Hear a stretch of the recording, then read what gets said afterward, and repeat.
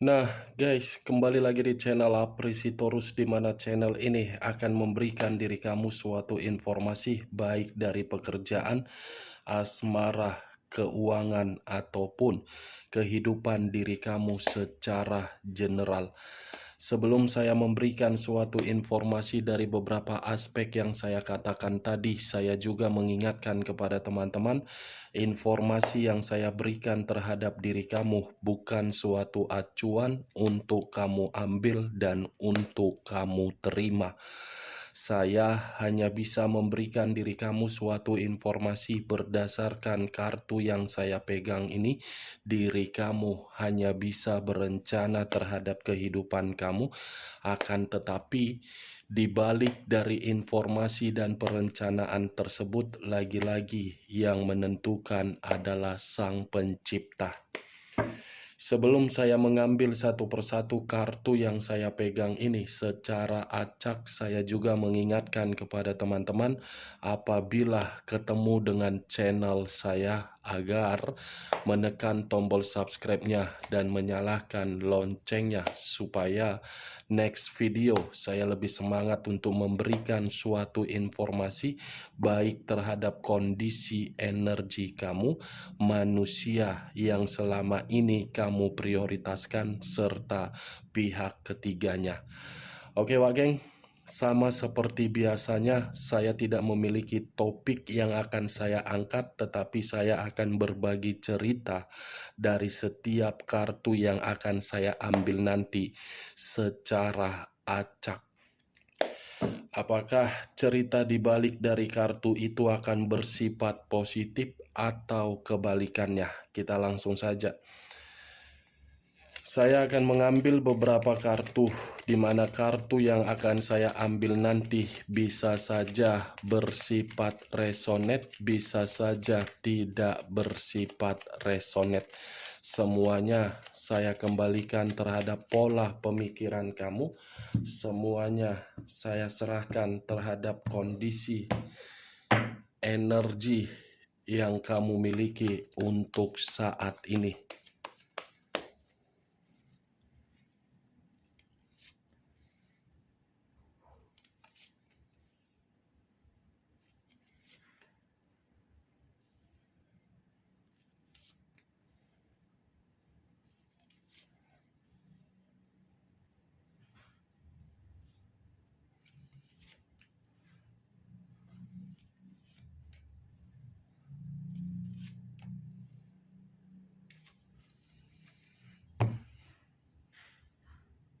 Nah, guys, di depan saya ini sudah ada beberapa kartu yang sudah saya ambil secara acak satu persatu dari tumpukan kartu yang saya pegang tadi.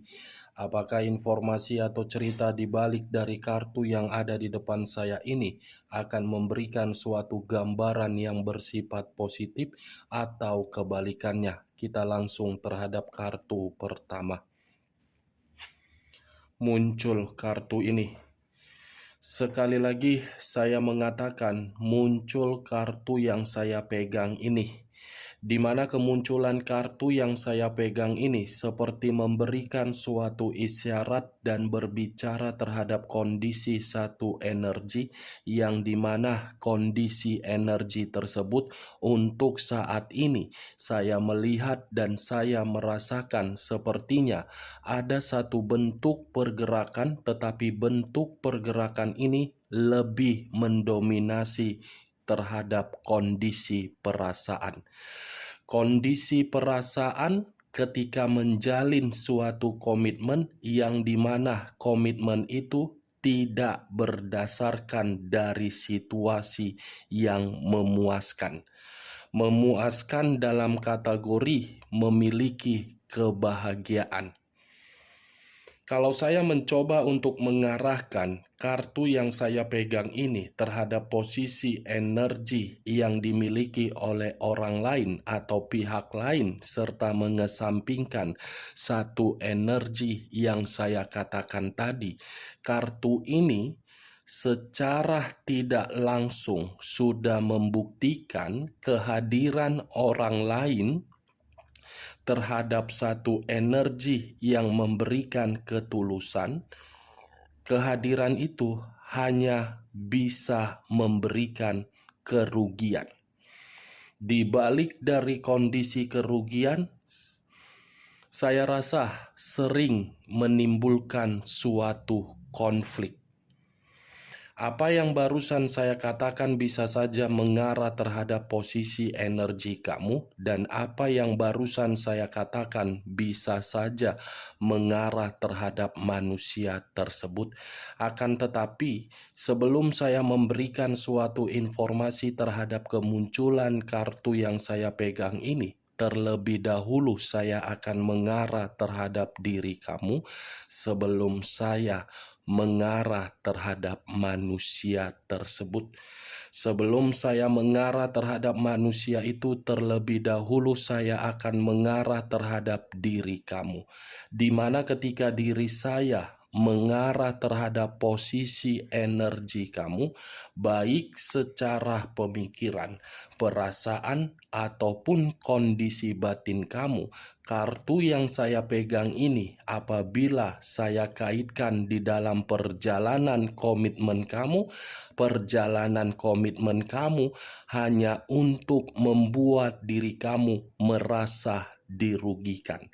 Bagaimana mungkin tidak merasa dirugikan? Karena orang yang kamu prioritaskan adalah orang yang selalu menimbulkan berbagai konflik. Konflik sekecil timbul bukan untuk dibuat sebagai penyelesaian, tetapi malah dibesar-besarkan. Kartu yang saya pegang ini adalah kartu yang berbicara terhadap unsur air, berlambangkan 3 zodiak: Pisces, Cancer, dan Scorpio. Kartu ini adalah kartu The Death, yang dimana kata The Death lebih mendominasi terhadap kondisi kematian. Kondisi kematian yang kamu terima di dalam perjalanan komitmen kamu. Kondisi kematian inilah yang saya kategorikan sebagai situasi yang membuat diri kamu selalu dirugikan, baik secara fisik, psikis, keuangan, dan yang lain terkena dampaknya, terutama mental dari seorang anak. Kalau saya berbicara dari sisi lainnya, mungkin apa yang saya katakan ini kebalikan dari perjalanan komitmen kamu, yang dimana perjalanan komitmen kamu itu sudah membuat pemikiran kamu lebih banyak belajar dan menerima pengalaman. Pengalaman itulah yang ingin saya kategorikan. Bisa saja diri kamu sedang berusaha untuk membersihkan kotoran-kotoran dari manusia yang memperlakukan diri kamu di luar dari dugaan kamu. The death, situasi kematian, menuju situasi kebangkitan. Situasi kebangkitan inilah yang saya kategorikan ketika diri kamu membersihkan dan mengubah komitmen kamu yang telah membuat diri kamu tersiksa. Bagaimana, Wak Geng? Apakah perkataan saya tadi bisa masuk secara logika kamu, atau perkataan saya tadi menggambarkan situasi komitmen kamu di masa lalu atau untuk saat ini ketika bersama dengan manusia yang kamu prioritaskan? Kalau saya berbicara dari sisi lainnya, saya rasa keputusan yang paling tepat ketika diri kamu ingin membersihkan kotoran-kotoran dari manusia itu. Karena saya yakin ketika diri kamu membersihkan kotoran itu, ada situasi awal yang dimana awal untuk dibangkitkan dari keterpurukan kamu. Kalau saya berbicara dari sisi lainnya dan masih mengangkat kartu ini mengharuskan diri kamu untuk melepaskan situasi ketakutan kamu.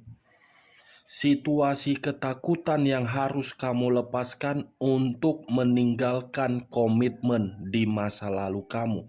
Karena kalau kamu sudah berani untuk melepaskan situasi ketakutan kamu dan mencoba untuk menciptakan suatu kehidupan baru, yakin dan percaya apa yang kamu lakukan itu akan sesuai dengan keinginan dan ekspektasi kamu. Kalau saya berbicara dari sisi lainnya dan mengarahkan kartu yang saya pegang ini terhadap posisi energi manusia yang selama ini kamu prioritaskan, saya rasa sifat dan karakter manusia itu penuh dengan kebohongan dan penuh dengan kebusukan. Bukan hanya itu saja, manusia ini pun seperti ingin berkomunikasi terhadap diri kamu, tetapi komunikasi yang dia berikan terhadap diri kamu selalu perkataan yang sangat kasar. Bukan hanya itu saja, saya yakin dan percaya manusia ini terlalu pelit terhadap diri kamu, tetapi terlalu royal terhadap diri sendiri. Kita lihat kartu berikutnya. Muncul kartu Three of Swords. Sekali lagi saya mengatakan muncul kartu Three of Swords, di mana kemunculan kartu kedua ini terdiri dari 3 pedang. Kalau saya mencoba untuk mengambil satu pedang dari ketiga pedang yang saya katakan tadi, satu pedang yang saya tarik ini memberikan suatu gambaran yang dimana gambaran itu letaknya di dalam batin kamu. Kenapa saya mengatakan batin? Karena batin kamu benar-benar sudah merasa kecewa dan terluka. Itu yang saya lihat. Benar atau tidak, semua saya kembalikan terhadap posisi energi kamu. Kalau perkataan saya tadi bisa masuk secara logika kamu, silakan angkat. Tetapi kalau tidak usah kamu angkat. Dan jangan paksakan terhadap kondisi energi kamu agar perkataan saya tadi bisa bersifat resonate ataupun tidak resonate. Kalau saya berbicara dari sisi lainnya, kartu kedua yang barusan saya bukakan ini bisa saja mengarah terhadap kondisi perasaan kamu, yang dimana kondisi perasaan kamu itu bersedih, kehilangan, kecewa, dan patah hati. Bagaimana mungkin diri kamu tidak menerima yang namanya kesedihan? Kartu kedua, kamu, dia, orang ketiga. Kehadiran orang ketiga inilah yang membuat hubungan kamu seperti hubungan di dalam satu kondisi neraka. Ini dia, geng. Wow, ternyata manusia itu hanya hadir untuk membuat dan menyiksa diri kamu ya. Luar biasa. Lantas masih berharap manusia itu untuk memperbaikinya. Lantas masih berharap manusia itu kembali. Saya hanya sekedar ingin bertanya, bukan untuk menyalahkan dan bukan untuk memberikan suatu sugesti. Semua kembali terhadap keputusan kamu kalau diri kamu masih berharap. Tetapi kalau tidak berharap, ubah kondisi kamu biar manusia itu paham ternyata kamu bisa berubah. Ternyata diri kamu bisa bangkit tanpa diri dia. Muncul kartu The Lovers.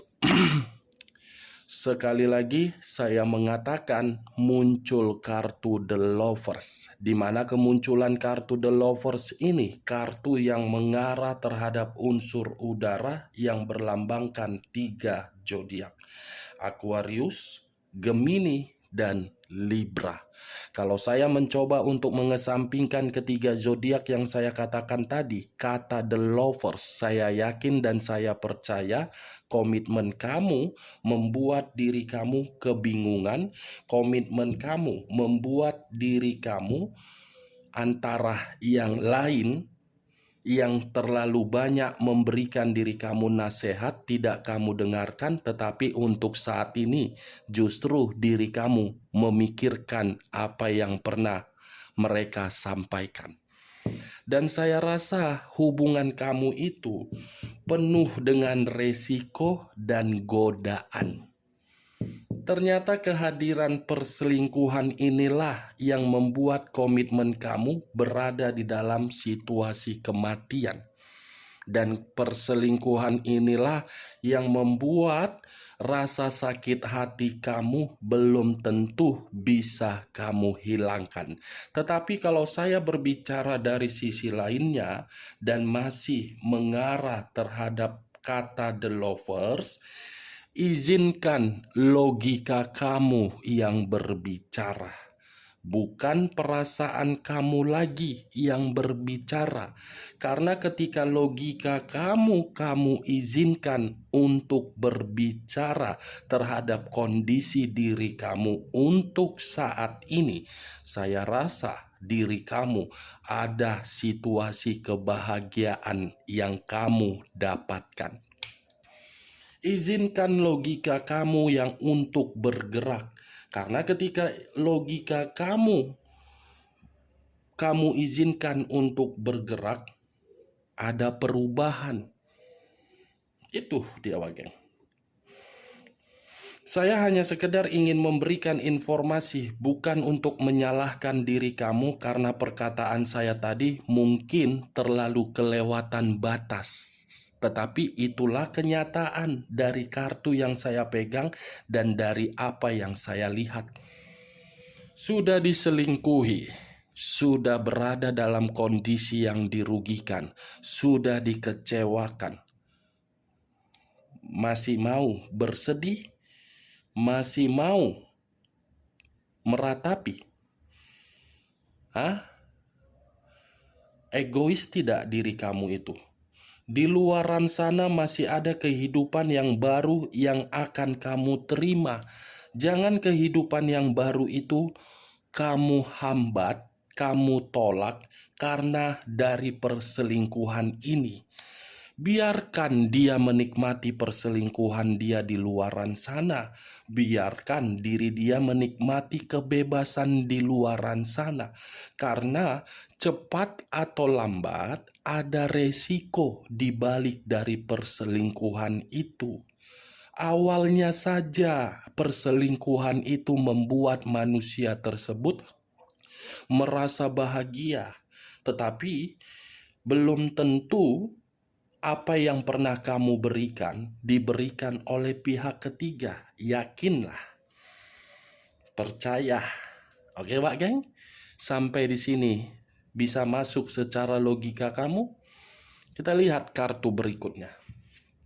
Muncul kartu 2 pedang. 2 pedang, kiri dan kanan, kanan dan kiri. Kalau saya mencoba untuk mengambil satu pedang dari kedua pedang tersebut, satu pedang yang saya ambil ini menggambarkan situasi kebuntuan dan situasi keputusasaan. Akibat hadirnya perselingkuhan membuat kehidupan kamu semuanya buntu. Akibat perselingkuhan membuat diri kamu tidak fokus untuk memikirkan bagaimana ke depan. Padahal ke depan itu lebih baik daripada ke belakang. Masih tetap melihat kondisi di belakang daripada melihat kondisi di depan? Kalau kamu masih ingin melihat bagaimana kondisi di belakang, terserah kepada diri kamu. Kamu sendiri yang akan terjebak, kamu sendiri yang akan dirugikan, kamu sendiri yang akan membuang energi positif kamu dari sesuatu hal yang tidak penting. Muncul kartu King of Swords. Raja atau ratu yang memegang satu pedang. Pedang yang dipegang tidak berbicara terhadap kondisi positif, tetapi berbicara terhadap kondisi negatif. Kenapa saya mengatakan kondisi negatif? Karena pedang ini menggambarkan karakter manusia itu terlalu jahat, memanfaatkan diri kamu dari berbagai situasi. Awalnya kamu diberikan rayuan agar diri kamu termakan rayuan tersebut. Ujung-ujungnya mulai memberikan alasan. Kondisi seperti ini, yang dimana alasan itu secara perlahan-lahan membuat kondisi keuangan kamu lama-kelamaan habis, pemikiran kamu tidak jernih, perasaan kamu terbebani, kondisi batin kamu tersiksa. Saya mengakui manusia ini pintar, tetapi kepintaran dia bukan dipergunakan di dalam satu kondisi membuat kebahagiaan, tetapi dipergunakan demi kepuasan nafsu semata.